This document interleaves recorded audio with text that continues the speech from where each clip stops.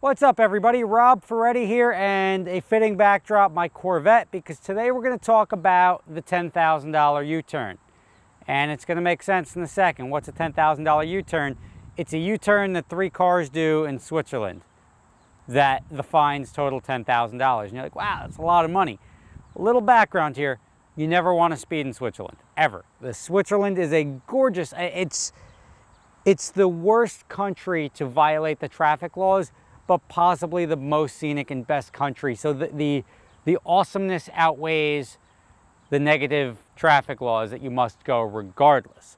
However, we were just doing adventure drives 8004 in Europe.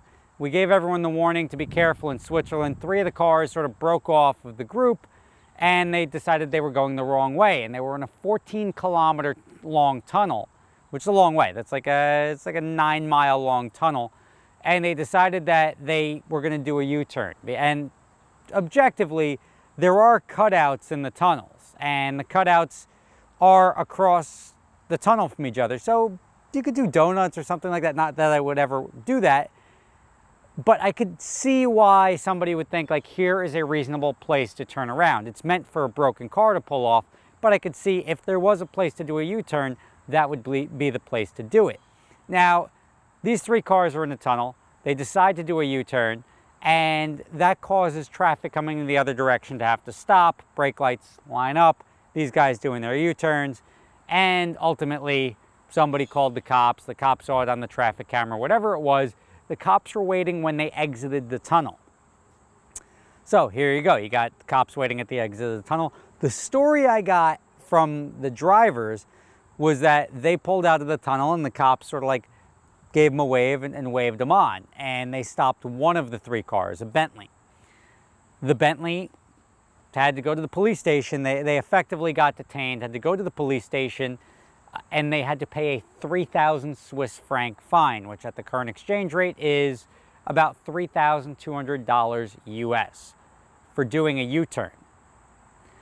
Then the other guys went away. The Bentley driver, she did the honorable thing and said, like, I don't know those guys, that we were just sort of like together, but I don't know who they are. I don't know where they're going. And the Swiss authorities were not okay with that. They ended up tracing them back through the traffic cameras. And this is where, like, there's 3 sides to every story, tracing them back to our hotel. And now they came back and like, yeah, this car, we got stopped. We did a U-turn in the tunnel. And I'm like, it doesn't make sense that somebody would have a 3,000 Swiss franc fine for doing a U-turn. So you think they're lying to you. Sure enough, in the lobby of the hotel, I get my car from the valet. He's like, are you with the driving group? Because the police are here for you. I'm like, well, they're here for us. Like, they've clearly found, they've done research to get to this point. So it's not like they're just going to give up and be like, oh, we can't find anyone. So no drivers here, we must leave, and so be it. They weren't going to give up at that point in time. So I went and was like, put my head on the block and essentially said, hey guys, you're looking for some drivers here, or what's the deal? Yes, we're looking for the driver of this vehicle and this vehicle. And I was like, I'm not driving either of them. But I did have an idea of who was driving them. I went into the lobby and I knew one of the guys that was with the group, and I was like, hey, they're looking for the driver of this car and that car. And the one guy was like, I was driving that car. I'm like, he's like, what should I do? I'm like, they're not going anywhere. It's to avoid this situation, or to try to dodge them at this point in time is useless.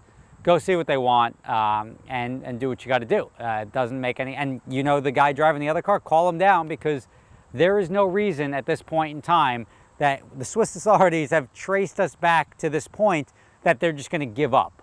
So they went over. Those 2 guys each had the same fine. They obviously they didn't have to go down to the police station. They were able to change at the front desk US dollars to Swiss francs at not a very beneficial conversion rate, but they paid their $3,200 each as well. So now you have 3 cars, $9,600 for doing a U-turn in Switzerland. And we thought that was a little bit much, and we still didn't believe the story. Like, I can't think it's just a U-turn. So the next day we had a Ulysse Nardin factory tour, and they were telling the guys over at the watch company, like, hey, a couple of our guys yesterday got some pretty hefty fines for doing a U-turn. They're like, oh, that doesn't sound right. Well, let's get one of our lawyers. And like, why would they give you such a fine for doing a U-turn? And the response was like, oh, it was in a tunnel. Oh, it was in a tunnel? Like, every Swiss, we were talking to the taxi guys, anyone that we talked to, U-turn, not a big deal. As soon as you mention the word in a tunnel, like, oh my God, you did that in a tunnel? Like, who like, tunnels must be sacred over there. I don't know. I understand where it could be a little bit more dangerous.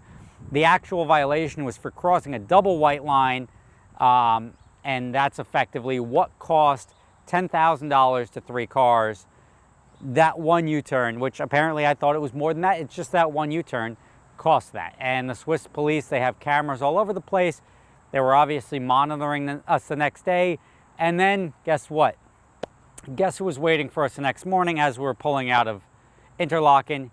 You betcha, Swiss authorities did a massive pullover, and the same cars got more tickets the next day, but everybody else sort of got away. But we'll get to that in another video. We'll get to that pullover. It was something to see. So be sure you guys make it out to Switzerland at some point in your life. It's truly amazing. Every photo you see of it will support that. There's more than enough scenery to see for you to be able to drive within the speed limits and enjoy Switzerland without getting in trouble. And speed enforcement over there in Europe, and I'll get into this, is primarily done via speed camera. So you never see the authorities on the road. The fact that we saw them so much in 2 days means we really chapped their ass with that one U-turn, and that's where it all started. Thank you for watching, guys. Subscribe if you want to subscribe. Unsubscribe if you're not enjoying it. I will catch you next time. Rob Ferretti out.